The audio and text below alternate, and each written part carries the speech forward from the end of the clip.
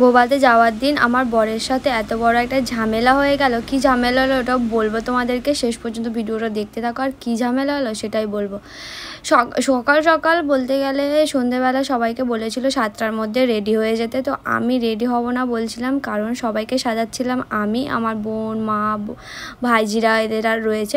তো তারপরে কিছুক্ষণ পর আমার বর এসে বলছে আমি যাব না আর তোকেও যেতে দেবো না, যে কারণে আমি খুব রেগে গেছিলাম। তো তারপরে আমার বোনজি ফোন করে বললো মাসি আসো, কোথায় তোমরা? আমি বললাম আমি যাব না। তারপর বাড়ির সবাই জোর জবরদস্তি করে আমি তাড়াহুড়ো প্রায় 10 মিনিট বলতে গেলে রেডি হয়েছি।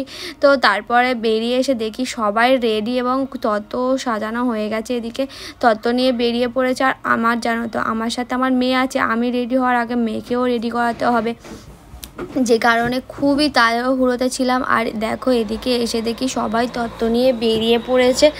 আর তোমাদের আরও একটা কথা বলি, এখানে দেখো এই দাদার হাতে যে বর বউটা আছে ওটা কিন্তু পুরোটাই সন্দেশের, এত সুন্দর দেখতে। আমার বোনজি বলছিল দেখো মাসি এত সুন্দর দেখতে, আমরা কিন্তু এটাকে আমি ফ্রিজে তুলে রাখবো, একদমই খাবো না।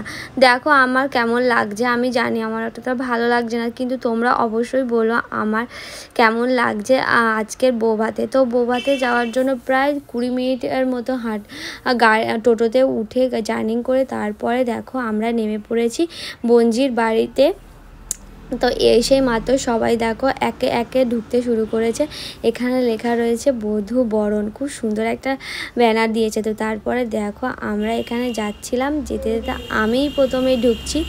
আর এত সুন্দর সাজিয়েছে, তো আমার এত ভালো লাগছিল, এত সুন্দর লাগছিল যে কি বলবো। চারিদিকে লাইটিং আর পাশে পুকুর ছিল, আরও সুন্দর লাগছে।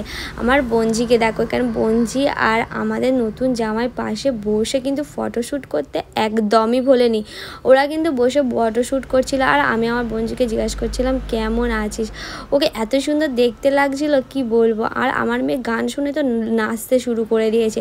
তারপর স্টলের দিকে গেলাম, গিয়ে দেখি লস্যি দেওয়া ছিল, পকোড়া ছিল। তো তারপরে ওখানে এত ভিড় ছিল, আমি আর ওখানে দাঁড়ালাম না, আমার বোনজির সাথে বসে বসে গল্প করছিলাম। ওই দুটো দিন একটা দিন কিভাবে কাটিয়েছে, তো সবার সাথে এইগুলোই করছিলাম। তো বেশ ভালো লাগছিল, সবার সাথে আনন্দ আহ্লাদে ছিলাম। আর আমার বোনজি তো বরের ছাড়া তো কথাই বলছে না, বরের সাথে বসে বসে খালি কথা বলছে। আর আমি এদিকে ওরাও কথা বলার সুযোগেই আমি এদিকে খাবার দিকে চলে এসেছি। এখানে খাওয়া দাওয়া অনেক কিছুই ছিল, পটল চিংড়ি ছিল, ডাল ছিল, মাছ ছিল, মাংস ছিল, সব কিছু ছিল। তো তার মধ্যে কিন্তু রান্নাবান্না অনেক সুন্দর ছিল। তো তারপরে আমার বোনজির ঘরের দিকে গেলাম।